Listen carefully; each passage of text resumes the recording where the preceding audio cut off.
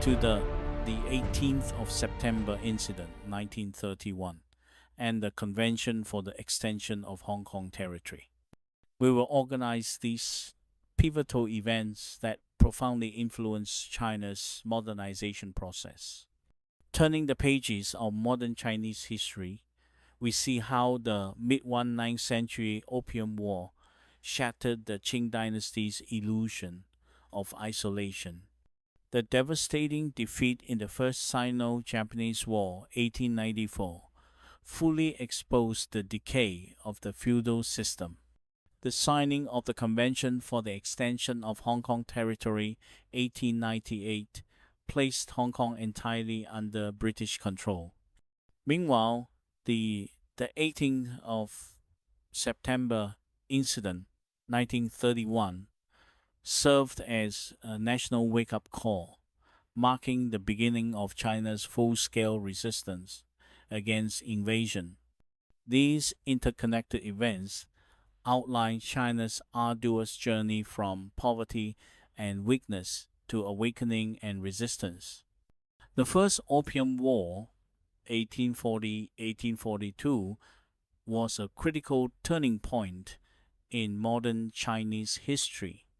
The war ended with the Qing government's forced signing of the Treaty of Nanjing, which drastically altered China's developmental path, ceding Hong Kong Island to Britain, opening 5 treaty ports, and imposing an enormous indemnity of 21 million silver dollars. This included war reparations, compensation for merchant debts, 23 million silver dollars, and restitution for opium losses. Additionally, the Qing ceded the Wanzai, Qingzhou region near Macau in Guangdong Xinhui County to Portugal. These concessions triggered a chain reaction, exposing the Qing government's weakness and setting the stage for further foreign aggression. The Second Opium War broke out in 1856. This 4-year conflict ultimately concluded in 1860 with the signing of 2 unequal treaties. Notably, the Treaty of Tianjin and the Convention of Peking had profound consequences. The southern area of the Kowloon Peninsula was forcibly ceded. Tianjin was opened as a treaty port, and the Qing government was compelled to pay massive indemnities. These terms not only stripped China of more sovereignty, but also marked a deepening of Western imperialist aggression. In 1858, a turning point occurred. The Anglo-French forces captured the Taku forts, leading to the fall of Tianjin and forcing the Qing government to open Beijing's doors. This conflict significantly accelerated China's semi-colonialization, with its effects permeating economic structures, cultural norms, and other facets of society, spreading like a relentless virus. The First Sino-Japanese War was a pivotal turning point in late 19th century East Asia. The war not only exposed the Qing government's corruption and incompetence, but also directly catalyzed Japan's rise as a regional power. From the brutal Battle of the Yellow Sea to the humiliating Treaty of Shimonoseki, every detail warrants deep analysis. In 1894, the outbreak of the First Sino-Japanese War shattered East Asia's peace. This intense year-long conflict ended in 1895 with the Qing government's devastating defeat. Though brief, it irrevocably reshaped the Far East political landscape. Scarcely had the smoke cleared from the Japanese combined fleet's annihilation of the Beijing fleet, when the humiliating ink of the Treaty of Shimonoseki was already drying. The 1895 Treaty of Shimonoseki became the historical footnote to the war's end. Its signing not only marked the conclusion of the conflict, but also profoundly altered East Asia's political order. The treaty's key provisions included 1. Territorial cession. The Qing government was forced to cede Taiwan, the Penghu Islands, and all affiliated islands to Japan. 2. Massive indemnity. China was to pay Japan 200 million taels of silver in war reparations. 3. Treaty ports. Additional ports, Shashi, Chongqing, Suzhou, and Hangzhou were open to foreign trade. 4. Foreign factories. Japan gained the right to establish factories in China, opening the floodgates for foreign capital. These terms were like daggers, stripping China of sovereignty and marking a new phase of imperialist aggression.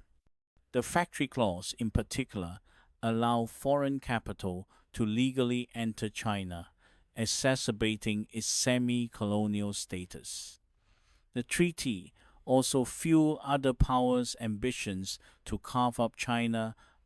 Emboldened by the Qing's weakness, Russia, Germany, and France followed suit, triggering a frenzy of leased territories and spheres of influence. China's territorial and sovereign losses reached unprecedented levels. Key battles decisively shaped the First Sino-Japanese War. The Battle of Pyongyang marked the first major land engagement, but the Qing army's collapse handed the initiative to Japan. The subsequent Battle of the Yellow Sea, the largest naval clash in East Asia's modern history, saw the Beijing fleet fight valiantly but fail to reverse its fortunes. When Japanese forces advanced into the Liaodong Peninsula, the Qing's military decay was laid bare. These three battles form a chain of defeats, plunging the dynasty deeper into crisis. The Treaty of Mukden included clauses that radically redefined Sino-Japanese relations. Territorially, China ceded the Liaodong Peninsula, Taiwan, and the Penghu Islands, though the Triple Intervention later forced Japan to return Liaodong for a ransom. The 200 million tael indemnity equaled 4 years of Japan's national revenue, crippling China's finances. The treaty also granted Japan access to inland waterways and new treaty ports, further eroding China's economic autonomy.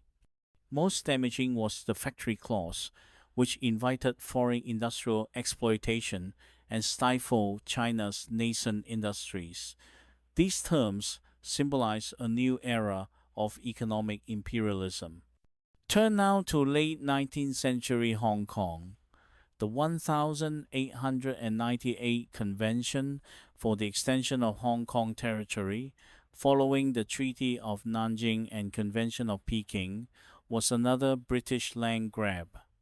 This unequal treaty leased the new territories, the area north of Kowloon's Boundary Street and south of the Shenzhen River, plus 230 islands to Britain for 99 years, completing British control over Hong Kong. The event exemplifies the Qing subjugation and China's deepening semi-colonialization. 1898 was a pivotal year. The signing of the Convention for the Extension of Hong Kong Territory altered Hong Kong's destiny and China's modern trajectory. Under the Convention, the Qing government leased the new territories, a vast area including 230 islands, to Britain for 99 years. Still, to the 1st of July 1997, this near-century-long surrender of sovereignty became a stark symbol of China's weakness and exploitation. As the dust settled from the First Sino-Japanese War, imperialist powers scrambled to carve up China. France's lease of Guangzhou prompted Britain to point Hong Kong's hinterland. By then, The Qing dynasty, impoverished and enfeebled, had little choice but to negotiate under gunboat diplomacy. The convention's terms granted Britain full jurisdiction over the new territories, including governance and security. Though the treaty vaguely promised to protect local order and residents' rights, history shows these pledges were often ignored. On the night of the 18th of September 1931, an explosion at Liutiao Lake near Shenyang changed China's course. In a staged pretext, Japanese troops destroyed a railway, then bombed Beitaiying barracks. Within months, Japan occupied all three northeastern provinces, nearly 1 million kilometers squared. The Mukden incident not only launched Japan's full-scale invasion, but also spurred resistance, including the Northeast Anti-Japanese United Army. While the Communist Party rallied national defiance, the nationalist government's non-resistance policy worsened the crisis. The incident ignited 14 years of war and awakened China's will to fight. From that moment, anti-Japanese resistance spread like wildfire across China. People from all walks of life joined the struggle for national survival, laying the groundwork for total war. After the Mukden incident, northeastern China became a battleground. Civilians and soldiers fought with makeshift weapons, while the Communist Party united factions into a national front, galvanizing resistance. These historical moments illuminate the turning points of our nation. They shape the past and continue to influence our present and future. Let us remember these lessons as we march toward rejuvenation. Thank you.